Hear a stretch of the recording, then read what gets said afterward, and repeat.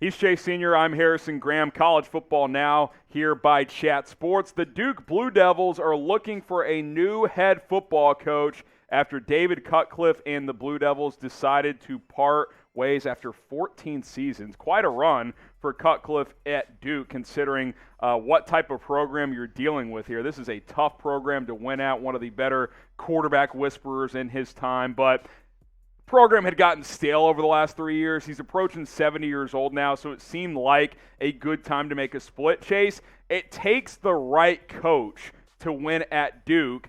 I think you need someone who's going to bring a lot of energy into this program. And there are a bunch of examples of it being proven to work at other places and Duke. You can win here. It just takes a lot. David Cutcliffe was there for 14 years, and there were so many success stories that came out of that Duke football program, and he, in and of itself, was a success story. And he's, of course, known as a quarterback guru. The Manning brothers, Peyton and Eli, really swear by his work with quarterbacks. Daniel Jones, he was able to produce him into a first-round pick as well. Not an easy place to win because you're about middle to bottom tier in the ACC. But we were talking earlier in the Chat Sports offices, with Coach K leaving, could Duke become more of a football school compared to all of the focus being on that basketball program? Could it help it out just a little bit? Maybe just a tad, or maybe that's just us coming through with some hot takes. I said this the other day. We've seen what's happened at Kentucky. Mark Stoops has done it at Kentucky and won pretty well. Now, that's an example I talk about. Now, that's a public school. Duke's a private. It's a different academic expectation. I get all that. But I think it's possible to at least, be a 7-5, 8-4 type of program with the right coach in place. And then a year or two here and there, you win 9, 10 games. Maybe compete for a division title every 5 or 6 years. Who's dominating the ACC over the next decade? We really don't know. Yeah, even Clemson has question marks with Brent Venables leaving. All right, 10 candidates to replace Cutcliffe at Duke. Let's start with Mike Elko, the defensive coordinator at Texas A&M. I kind of wanted TCU to take a harder look at him because the way he recruits in the trenches is really impressive, and he's brought a top 10, top 15 type of defense to Texas A&M. Now, again, he's got a lot more resources to work with. This is becoming a head coach at, kind of a startup type of program, a full rebuild at Duke. But I think he fits the bill of young guy, energetic, physical mindset. And I think a way you can speed up your process of kind of filling the gaps of, okay, we don't have as much talent, let's dominate in the trenches then. Let's be more physical than our opponents. I think Mike Elko is someone who could fit that bill, almost like a poor man's Billy Napier. That's what he's known for, physicality, the guy who just took the Florida coach. So I do think that could be an interesting candidate for Duke. How good is this job? Scale of 1 to 10. 10 being it's a blue blood, it's a great job. 1 being it's awful. I mean, it's a Power 5 job. You can't dismiss that, right? No, you can't dismiss that. It's not a horrible. This isn't. You have an opportunity to make it into the college football playoff playing in the ACC. It's a Power 5 job. It's an academic power in a world-renowned university. There's some value. Probably a 5? Probably give it a 5? Middle tier. Okay, middle tier job. Let us know what you guys think down in the comments.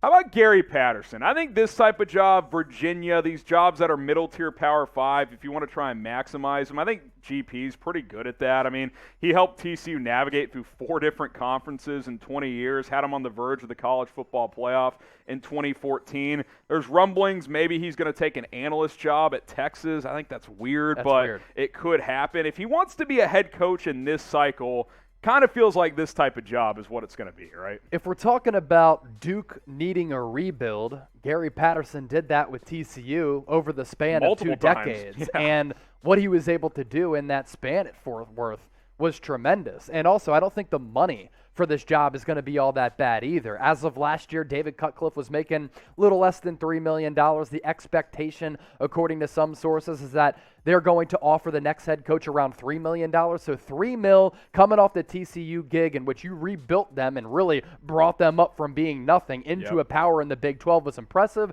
Gary Patterson knows all about that process. Todd Monken, the offensive coordinator at Georgia.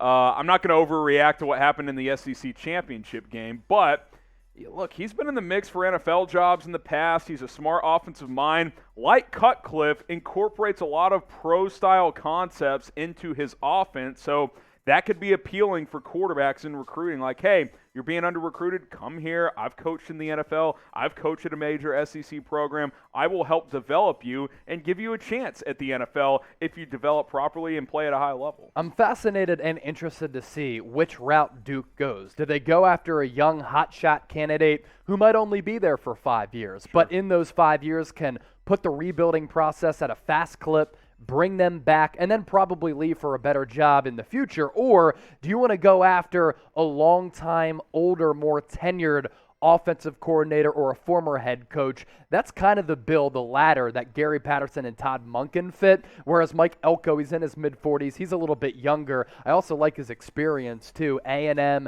Notre Dame, a couple of really good programs. I'm interested to see which route Duke goes with their rebuilding process. Now, who should be the Duke next football coach? Get your votes in down in the comments. You can pick any coach out there. Who would you like to hire at Duke? Let us know what you guys think. We get to our next guy. This Jamie Chadwell would be higher on my list. I just tend to think he's not going to take this job because it's a very hard job, and I think he can get a better job. I'm a little surprised he didn't get more into the mix for the Virginia Tech job. I thought that would have been a good fit for him, but they'd opted to go defense this time around. But what Chadwell has done at Coastal Carolina, I think he's like 23-2 over the past couple of years. It's just ridiculous. I mean, Coastal Carolina has had a D1 football program for like a decade and a half. Yeah. And he's had them among the top-tier Group of 5 programs over the last couple of years. I think it's incredibly impressive. He runs a fun offense. Regionally, it would make a lot of sense if you're Duke. I think Virginia is probably a job he would rather take, and I think he's probably in the mix for that job. But if you're Duke, you should try and go real hard at Jamie Chadwell. Because now, to your point, if he does well, he's gone within 5 years. But who cares? You're Duke. If people are hiring your head coach, you're winning. And that's what you want. Yeah, and in terms of the limitations that you have as an academic power, that's why I've given a guy like Brian Kelly so much credit for winning the most games in the history of Notre Dame, is because there's an academic expectation there that limits the recruiting pool. And the same can be said for the Duke Blue Devils. And that's why this job isn't as desired as some of the other jobs out there. Another really interesting candidate, too, as we further along on this list, it's Jeff Monken, head coach at Army. Listen, impressive resume for him. And I don't hate the idea because he runs the triple option, and I think triple option, even in 2021, is not a bad idea if you know you're going to have lesser talent. Duke's never going to be reeling in 4 and 5 stars consistently. The triple option can be an equalizer. We saw that at Georgia Tech for about a decade, and the coach is drawing a blank in my brain right now. Paul Johnson was his name. They won an Orange Bowl. They beat Dak Prescott in the Orange Bowl running the triple option. They were winning 7-8 games a year consistently. Navy's a team that has won a lot of games running the triple option. He's doing it. Monken's doing it at Army. They're 8-3 this year. Like, you can win with the triple option. Now, you're not going to win a national championship or something like that, but you're also Duke. I mean, like, if he can get you to a 7 or 8 win program, like, let's do it, man. Like, I think that would be a really good move if you're willing to completely reset what type of program you're going to be. 5 more candidates to get to, but first, let's tell you about our presenting sponsor, BetUS, for making today's show possible. 125% deposit bonus if you use that link at the bottom of your screen, chatsports.com/bet. Enter the promo code chat125. Myself, Harrison Graham, we've been putting the cheddar down on college football and NFL games all throughout the year, making money here and there. Be like us, put down some lettuce on some winners by using that link in that promo code. I think this name makes a lot of sense for a couple of reasons. Number one, Jim Knowles, the defensive coordinator at Oklahoma State. He helped Oklahoma State change their identity overnight. Yeah, 180. Broyles Award finalist. This is a program that's been known as a, I don't want to say soft, but a finesse type of program, space it out offense. We're going to outscore you too. This year, they were one of the most physical teams in the country and had one of the best defenses in the country, and that's unheard of in Stillwater, Oklahoma. He's probably going to win the Broyles Award. I think he should. And, Chase, reason number 2, I think it makes a lot of sense. He was on Duke's staff as their defensive coordinator for 8 years. Yeah. He knows that program extremely well. 2010 to 2017. If you can get Jim Knowles, he might be the top 1 or 2 guy, in my opinion. Yeah, has familiarity with the program, has familiarity with the region. He knows the expectation. And look, for a guy who spent so much time at Duke, I really do think that you take a lot of stock in that, and that being a significant player. He goes there in 2010, was there up until 2017, and he's coached a couple of different positions on the defensive side of the ball, which I think bodes well for a head coach, just kind of having that experience across the board. If you guys want more college football coverage, it's never been hotter here at Chat Sports. We like to think we're the home of college football on YouTube these days. Hit that subscribe button for more college football news, rumors, coaching hot boards, college football playoff discussion. We're going to preview both matchups later on in the week or early next week. Stay tuned for that. You see the link below, youtube.com/chatsportstv. Subscribe for more college football content. All right, George Edwards. If you don't know the name, he's on the Cowboys defensive staff right now. He was actually in the mix both last year and this year to be the defensive coordinator. They opted with Dan Quinn this year. That's obviously worked out really well. They opted with, who was their DC last year in Dallas? His name's drawing a blank on me, but they ended up firing him before going to Quinn this year. But Edwards, highly touted, and he's a confirmed candidate, according to reports. Yeah, the name of that defensive coordinator is going to drive me crazy. Mike Nolan, because he was just all-time bad. Oh, my God. Yeah, awful look, hire. I don't mind going the pro route here because I think guys who are at the pro ranks do have some chops, and George Edwards is a confirmed candidate. Dallas Cowboys defensive assistant to potentially take this job. I don't think he's a true player.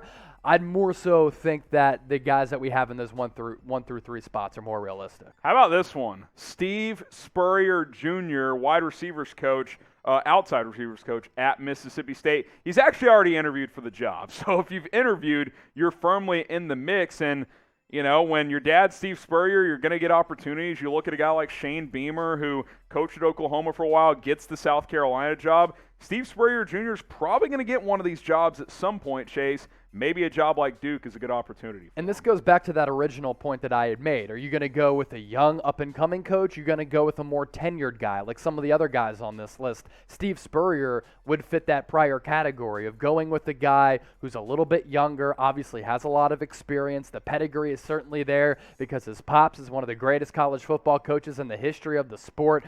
I'm thinking that this is pretty sneaky good. I kind of like it, actually, because I think he can come in. There isn't pressure on him to win right away. They'll give him some time to rebuild, and I think a little bit of a reset and rebuild is great for Duke right now. Yeah, no doubt about this. So we get to our top two. We'll get to our top two candidates in just a second. But first, what type of coach should Duke hire? Offensive, defensive guy? You know, it's hard to say with these smaller jobs. I think you need a guy that is willing to go above and beyond in recruiting, a guy who is willing, that can connect with players. I think that's really most important here. It's more about the culture, I think, than the stylistic for these, smaller jobs that you're trying to raise their status in the sport. But in general, I lean offense, but I think culture is most important when you're making this hire. How about Josh Gattis? And this is a guy who was on the hot seat entering this year, Chase.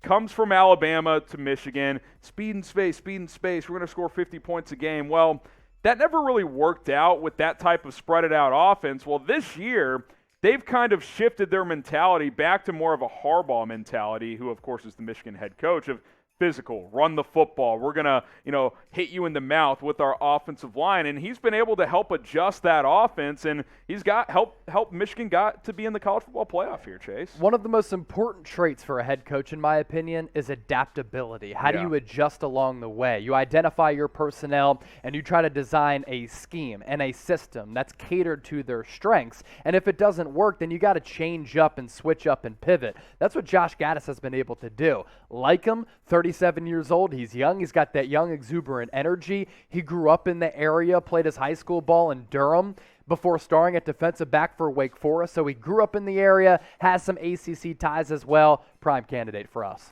All right, at number one, Tony Elliott, the offensive coordinator from Clemson. His shine has worn off a bit.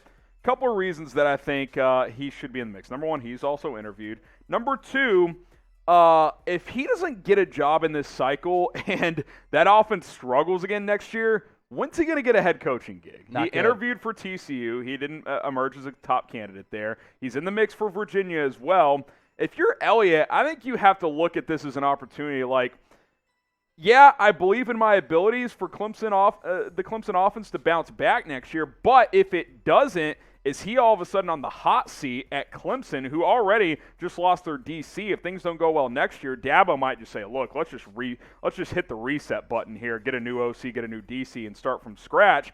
I think that could be a best for both parties, if we're being completely honest. You wonder about the thought process right now with Dabo Swinney. He loses Brent Venables. He takes the head coaching job at Oklahoma. Does he decide after a down year in which it was pretty frustrating for him, that program, and the fan base to just kind of reboot the program a little bit and bring in a new coaching staff? Tony Elliott really didn't do a great job, and I don't know if it was just him to blame, of improving Trevor Lawrence or DJ over time. In fact, I think those guys got worse. So that's why a little bit of that luster has cooled off a little bit. And if I'm Tony Elliott, I'm trying to strike while the iron is somewhat hot. Yeah, I think there's no doubt about that. So interesting to see what happens at Duke. Those are our 10 candidates. More coaching hot boards to come. So make sure you guys are subscribed to us here at Chat Sports.